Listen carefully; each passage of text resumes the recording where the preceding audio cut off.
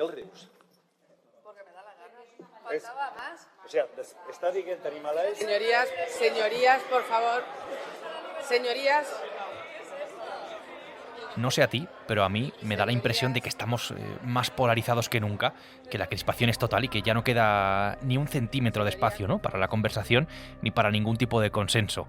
En los últimos días tenemos ejemplos de todos los colores de cómo la agresividad política alienta comportamientos totalmente injustificables. ¿Estamos más polarizados que nunca? Soy Javier Atard y hoy es lunes, es 2 de octubre. El Mundo al Día, un podcast del Mundo. Piensa por un momento, más allá de lo que estamos viendo, si te parece que puedes seguir hablando de política como antes con alguien pues que no piensa como tú, si esas conversaciones ya no son tan frecuentes, si son excesivamente incómodas. Si dudas un poco en esto, yo creo que eres consciente del problema. 3 ejemplos, decía antes, 3 sonidos de la crispación. Aurora Molina, hola. Hola, ¿qué tal? Cronológicamente, el primero...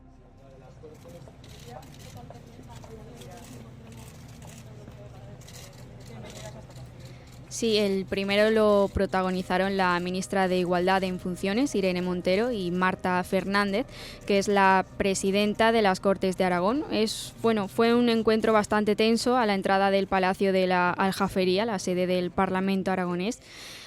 Ahí la ministra saluda a la presidenta diciéndole que se alegra mucho de encontrarse con ella en un evento para defender el derecho al aborto, y Marta Fernández pues no hace amago de estrechar la mano a Irene Montero, tan solo dice textualmente bienvenida a esta casa. Después además ocurre lo mismo con la secretaria de Estado de Igualdad, Ángela Rodríguez, a quien nuevamente le niega el saludo.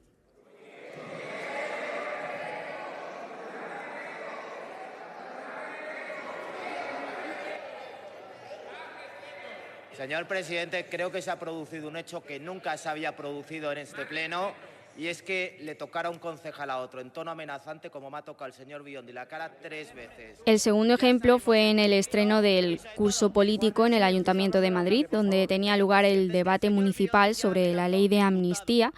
El ya ex concejal socialista Daniel Biondi se acerca al sillón de José Luis Martínez Almeida, el alcalde de Madrid, le increpa y le toca hasta 3 veces la cara. Jamás. Y señora Maroto, espero que tome medidas, porque jamás se puede tocar, como ha hecho él, 3 veces en la cara. Y el tercero, protagonizado por el diputado socialista Óscar Puente, fue un altercado con un pasajero del tren en el que viajaba el mismo día de la segunda votación para la investidura de Feijóo. Le pregunta ahí mismo sobre el asunto con Puigdemont y bueno, fue un momento muy tenso que acaba con la policía y el tren retrasado 45 minutos. Las cosas claras. Perdona, no te pongas delante de mí, ¿vale? ¿Qué le parece de Puigdemont? No te pongas delante de mí. ¿Me puedes contestar, por favor? No te voy a contestar. ¿Qué le parece de Puigdemont? No te pongas delante de mí. ¿Qué le parece de Puigdemont? No te pongas delante de mí, que llama a la policía. Llama a la policía. Llama a quien quiera. Por favor. Llama a quien quiera. ¿Pueden llamar a la policía? Llama. ¿Pueden llamar a la policía? ¿Me va a contestar? A la policía, por favor. Empiezan a no ser hechos aislados, es un clima de tensión bastante arriesgado. Detrás de 2 de estos altercados, la cuestión de la amnistía y la negociación del PSOE con los independentistas. El Partido Socialista, es verdad, actuó rápido con Biondi, está fuera. Óscar Puente en un primer momento dijo no responsabilizar a partidos de los hechos lamentables de un individuo, pero luego aprovechó para comentar en el diario.es que cuando la derecha no gobierna, tensa la situación, como si no acabara de decir en el Congreso que José María Aznar instigó, por ejemplo, el 11M. Y seguimos. Óscar Puente ha sido uno de los protagonistas del debate de investidura de Alberto Núñez Feijóo, puesto que fue el encargado de darle la réplica en un gesto de desaire de Sánchez hacia Feijóo y hacia este proceso de investidura. Miguel Riaño, hola. Hola Javier, ¿qué tal? Miguel es redactor de la sección de España, de la sección de Nacional de este periódico. ¿Has estado siguiendo toda la investidura? ¿Qué grado de crispación hemos visto en el Congreso? Bueno, ha sido un debate tenso, como suelen ser los debates de investidura, y yo diría que ha sido menos crispado de lo que fue la campaña electoral del propio 23 de julio, por ejemplo. Es verdad que ha habido momentos que marcaron mucho las 2 sesiones, principalmente que el PSOE decidiera que Pedro Sánchez no iba a intervenir y que interviniese Óscar Puente, que fue interpretado como un desprecio, ¿no?, al propio Feijóo, incluso al Congreso. Eso, la propia intervención de Puente fue la más dura de todas. Entonces ha habido mucha sorna, ha habido mucha ironía, ha habido algunos ataques de Puente a Feijóo, de Abascal, el último día hubo también contra Sánchez. Un momento, silencio, por favor. Silencio. Esto no es un patio de colegios. No voy a permitir. No. Silencio. Y por lo que hemos visto en la política española, en general, esos tres gestos que comentábamos antes, ¿te parece que sobrevuela un halo de crispación? Yo creo que hay una sensación de frustración en mucha gente por la propia configuración del espacio electoral ahora mismo en España. El resultado del 23J fue una división prácticamente total entre dos bloques. Había un bloque que prácticamente daba por seguro que iba a gobernar y de repente ha visto que no. Hay otro que ahora ve que ha querido vender una victoria, pero ve que esa victoria solo va a ser posible si se apoya en un elemento que para la sociedad española ha sido muy divisivo y muy crispante, precisamente como es el tema del nacionalismo en Cataluña y en el País Vasco. Entonces yo creo que eso afecta también a la situación general, ¿no? De la gestión de las expectativas, no solo de los partidos, sino de los propios votantes. Y lo que nos dicen ahora mismo las encuestas es que probablemente si fuéramos a una nueva repetición de elecciones, el panorama seguiría siendo el mismo, ¿no? Entonces, al no haber, digamos que al haber una disputa social sobre quién tiene realmente el apoyo social, no solo lo están discutiendo los políticos en el Congreso, sino que lo está discutiendo también la gente en la calle. Y eso siempre es un elemento, ¿no? Si no hay digamos, una posición de dominio sobre los políticos, sobre la sociedad, eso trasluce.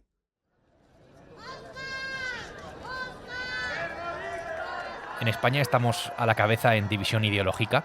6 de cada 10 españoles, quédate con este dato, consideran que la división entre personas de izquierda y derecha es la más importante que tenemos. Es evidente que estamos en uno de los países entonces más polarizados del mundo, piénsalo, simplemente.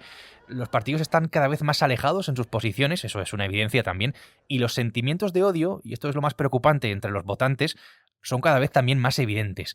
Luis Miller es sociólogo, es científico del CSIC y es autor de Polarizados, la política que nos divide. Hola, Luis. Hola, ¿qué tal, Javier? Estos 3 ejemplos de los que estábamos hablando, ¿hasta qué punto responden a la polarización y a la crispación política? La causa última de que esto se produzca en este momento es la polarización, es la división que se está produciendo de forma acelerada en la población española.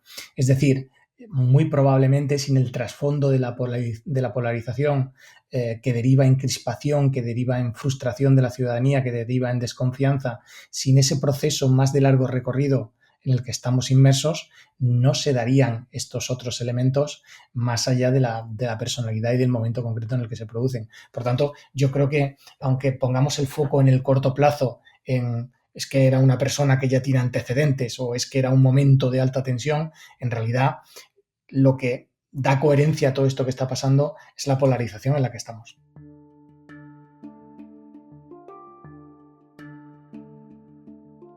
Claro, aquí hay 2 términos que se repiten, Luis, que son crispación por un lado y polarización por otra, pero tenemos que aclarar que no son lo mismo.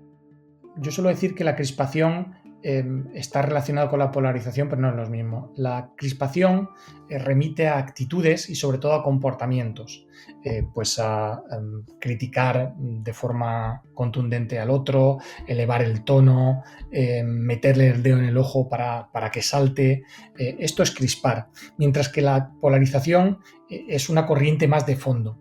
La polarización lleva a un político o a un ciudadano a alejarse emocionalmente del otro porque pertenece al bloque opuesto. Por tanto, mientras que la crispación tiene que ver con los comportamientos en un momento determinado de calentón, por ejemplo, la polarización es una corriente más de fondo e implica dividir la sociedad en bloques y actuar en una dinámica del nosotros y el ellos, de la confrontación entre 2 grupos distintos.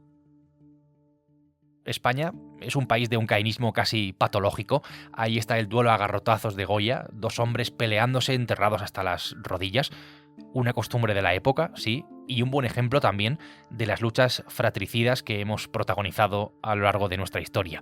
La España entonces de principios del siglo XIX y las posiciones enfrentadas entre liberales y absolutistas en la época de Fernando VII. Un cuadro que prefigura las luchas eternas entre las dos Españas, con la guerra civil como máximo exponente de todo aquello. Al fin y al cabo somos hijos de todo aquello. Luis, ahora mismo, y en este tiempo moderno, vivimos en un país que está altamente polarizado. España es un país que lleva en un proceso de polarización en la última década, sobre todo. Habíamos tenido momentos de crispación en el pasado y legislaturas más o menos crispadas, todos recordamos algunos de estos momentos, pero lo que ha ocurrido en los últimos 10, 15 años es que se han ido configurando dos bloques políticos con ideas completamente antagónicas de lo que es España y que hasta hace muy poco no estaban tan claros, pero que hoy a nadie se le escapa cuáles son esos dos bloques. Entonces, en este momento, lo que se ha producido es una consolidación que viene de la última década, pero sobre todo se ha producido en esta legislatura, de ya dos grupos, dos bloques que no son capaces de hablar entre sí y que tienen visiones distintas de España. I davant dels nostres conciutadans, el mandat del poble que Catalunya esdevingui un estat independent en forma de república. Ahora el asunto de la amnistía y la llave del próximo gobierno la tienen los partidos independentistas. Especialmente miramos a Waterloo, donde reside el huido Carles Puigdemont. En esta gran polarización, ¿qué peso tiene todo lo que ha ocurrido en Cataluña, Luis, con el independentismo en los últimos años? Si pensamos en cómo se ha desarrollado en la última década, en los últimos 15 años, la polarización en España, hay varios hitos muy importantes. El primero es la crisis económica del año 2008 y el surgimiento de nuevos partidos políticos que primero en la izquierda, después en la derecha, tienden a situarse en los extremos. Y hay un segundo momento muy importante, que es el proceso independentista en Cataluña. Desde luego, el proceso independentista en Cataluña es el ejemplo más importante de polarización que hemos tenido en España. Si queremos pensar en realmente qué es la polarización, tenemos que pensar en lo que pasó en Cataluña desde el 2012 y cómo llegó a esos sucesos que ahora se cumplen 6 años en el año 2017. Entonces, eso se ha ido trasladando después a España. A partir de la moción de censura del 2018, se han ido configurando dos bloques que empiezan a tener una visión de España y de lo que debería ser España completamente distinta. Por tanto, el proceso independentista tiene mucho que ver con la dinámica polarizadora que tenemos ahora en España. El proceso independentista, por una parte, y la reacción desde el lado opuesto ideológico por parte de, en este caso, Vox. Tenemos el ejemplo del independentismo catalán. Hemos visto también lo que supone que haya partidos más radicales en la primera línea de la política, de Podemos a Vox. La política española está especialmente crispada. Somos uno de los países más polarizados. Es una idea que estamos repitiendo. Y cada vez corre más esa idea de que la opinión diferente no vale y de que sencillamente el otro no tiene la misma legitimidad que tengo yo. Es una cuestión para reflexionar, sin duda. Desde luego yo tengo la sensación de que quedan muy pocos espacios para la conversación, pocos consensos entre personas de distintas ideologías, y esto es un problema. Hay mucha división y parece que no se puede hablar ni siquiera de política. ¿Hay algún punto que podamos establecer como el inicio de todo esto o como el agrandamiento de la brecha? Empezamos a polarizarnos digamos que la última ola de polarización que en España, que es lo que le llamamos la polarización afectiva, es decir, cuando empieza la polarización a afectar nuestra relación con otras personas, cómo valoramos a otras personas dependiendo de su ideología, del partido al que votan. Eso empezó sobre todo en la última década. Desde el principio de siglo lo que venimos observando es una división cada vez más grande a nivel ideológico entre distintos grupos de la sociedad española, pero lo que ha ocurrido en la última década, el surgimiento de nuevos partidos que cuestionan a izquierda y derecha el consenso que existía en España y el proceso catalán es lo que han hecho que en la última década pues los acuerdos tácitos, los consensos se hayan roto y sobre todo, que es lo que estamos empezando a ver y vamos a ver mucho más, cómo los políticos, sobre todo, empiezan a saltarse muchas de las normas y reglas que hasta ahora eran importantes, ¿no? Pues empiezan a saltarse las reglas de cortesía, empiezan a saltarse el comportamiento habitual y educado en su interacción cotidiana. Y empiezan a darle mucha más importancia a crispar y a intentar ganar dialécticamente y emocionalmente un debate que a construir una relación más a medio y largo plazo. Entonces, esto es lo que ha pasado en la última década, que probablemente va a aumentar en el futuro.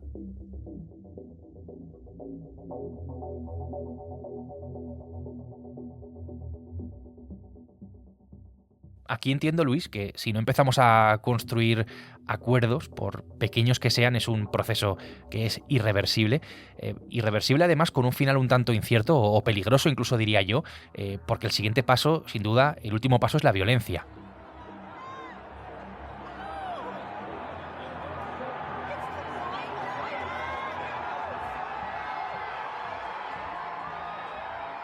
Es un fenómeno que, sin ir más lejos, hemos visto, por ejemplo, en Estados Unidos. Aquí en España, ¿estamos cerca de ver esto? Querríamos pensar que no, pero sin embargo, en Cataluña ya vivimos momentos de extrema tensión y por suerte no llegó, pues no hubo muertes, ¿no? Pero hubo sucesos violentos en la calle que nos llamaron, fue una llamada de atención. Si seguimos en el clima de polarización y de crispación que está aumentando de forma acelerada en la sociedad española, es probable, por lo que hemos visto en otros países, y repito, por lo que vimos también en Cataluña, que veamos sucesos de ese tipo en la calle. Si ha pasado en otros países, lo más normal es que acabe pasando también en España.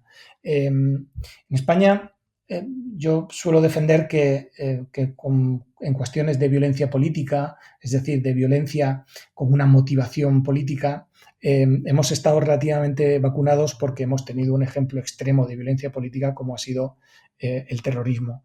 Y en ese sentido, creo que en España la sociedad se toma relativamente en serio el no caer en esos comportamientos extremos. Pero si seguimos estirando la cuerda, si seguimos trabajando la política sigue trabajando en dos bloques que no se hablan y que día tras día se insultan, crispan y tensan la situación, no me cabe la menor duda que como ocurrió en otros países también ocurrirá en España. Es el gran peligro de esta gran polarización que estamos viendo y que viene en gran parte del proceso independentista, de la irrupción de partidos más radicales y a lo que no ayuda en absoluto esta campaña sin fin en la que vivimos. Luis, un placer hablar contigo. Gracias por arrojar un poco de luz sobre este asunto. Muchas gracias.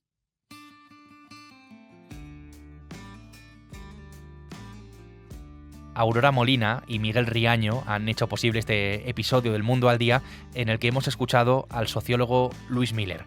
Hoy quiero hacer una mención especial a mi compañera Aurora, sin cuyo inestimable trabajo este podcast no habría sido posible en los últimos 6 meses.